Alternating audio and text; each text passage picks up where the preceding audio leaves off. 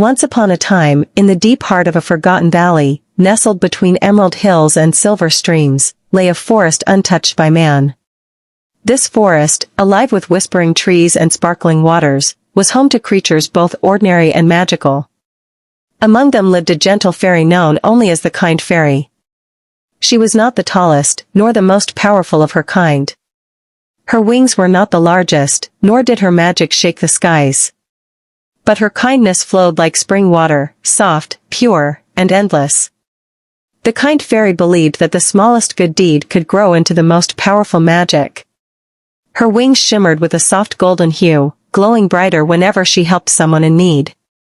Her dress was spun from fallen petals and dewdrops, and her laugh, gentle as a lullaby, could calm even the grumpiest of owls. Every morning, she would fly over the forest, checking on every creature. She helped the bees collect nectar, patched up bird nests after storms, and even taught the young foxes not to steal eggs from the robins. In her eyes, every creature, no matter how small or flawed, deserved care and compassion. One crisp morning, as golden light painted the forest floor, the Kind Fairy noticed something strange. The wind was still, the flowers did not sway, and the birds sang quieter songs. The forest was holding its breath. Something was wrong. Following a faint trail of frost that led from the mountains into the valley, she soon found the source. A dark, creeping mist slithered through the trees. The mist of sorrow, as old fairies had once warned her, had returned. It was said to grow from sadness, anger, and fear. Where it spread, flowers wilted, joy faded, and creatures forgot how to love. In the middle of the mist stood a boy. A human. He was no older than 8, wrapped in a tattered coat, face pale with tears. His name was Rayhan, and he had run away from a nearby village after his parents had fallen terribly ill. With no one left to care for him, he had wandered into the woods, hoping the forest would take him in. The mist had followed his sadness, feeding on it. The Kind Fairy landed gently beside him. Her glow cast a soft warmth, and the mist hissed, shrinking away from her light. "Are you lost?" she asked, her voice like the hush of leaves. Rayhan looked at her, eyes wide. "I didn't mean to bring the darkness. I didn't know it would follow me." The Kind Fairy knelt beside him, wrapping him in her wings. "You didn't bring it. But it followed your sadness. And that means, we can send it away."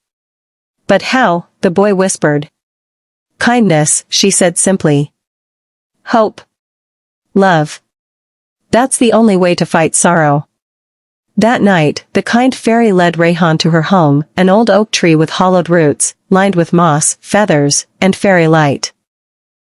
She made him warm soup from forest herbs and taught him how to listen to the heartbeat of trees. Slowly, his tears dried, and his smile, though small, returned. But the mist would not disappear so easily. It had taken root in the valley, spreading quietly into the village, dulling the hearts of the people. Farmers fought with neighbors, children cried without knowing why, and laughter became rare. The Kind Fairy knew she could not fight it alone. She needed the villagers to remember what kindness felt like. So she came up with a plan. By day, she worked with Rayhan. They helped lost lambs find their mothers, planted wildflowers in bare fields, and whispered songs to tired birds. Rayhan, once quiet and unsure, began to glow with joy. For every kind act he did, the mist around him thinned. By night, the Kind Fairy would fly to the village and leave small gifts. A rose blooming out of season on a windowsill, a warm loaf of bread on a poor man's doorstep, a note that read, "You are not forgotten," hidden inside a lonely widow's mailbox. At first, the villagers thought it was magic. Then they began to wonder, what if we did the same? One by one, kindness returned. A grumpy baker offered free bread to hungry children. The blacksmith fixed a broken gate without asking for payment. A little girl gave her only doll to another who had none.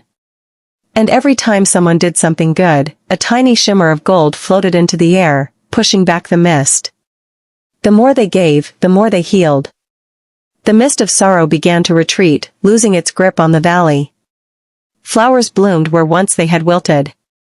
Trees sang again, and laughter once more echoed through the village square. But darkness, even when cornered, rarely leaves quietly. One night, as the kind fairy rested beneath the stars, the mist struck. It had grown clever and jealous.